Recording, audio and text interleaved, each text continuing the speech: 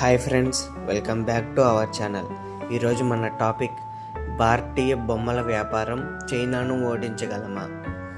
India's toy industry పెరుగుతుంది, but can we really compete with China which dominate 70% of the global toy market? ఇండియాకి ఈసారి గెలిచే chance ఉందా? Let's find out. End వరకు watch చేయండి, because we will discuss challenges, opportunities, and whether India can truly beat China in toy manufacturing. Chapter 1. The big problem: why India was behind.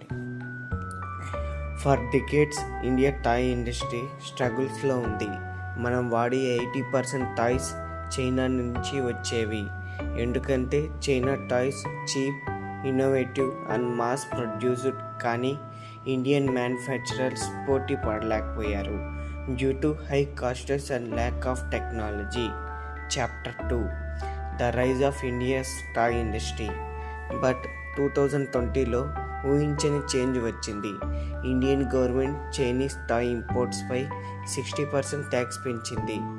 Government support: 3,500 crores investment in toy clusters, BIS quality certification for better standards, exporting to 70+ countries.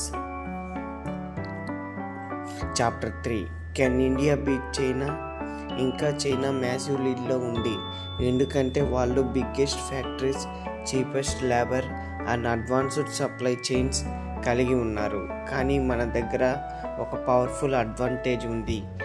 India is the world biggest toy consumer market. Indian parents now prefer safe, eco-friendly toys over cheap plastic imports. Vocal and local movement వల్ల India brands popularity పెరుగుతుంది.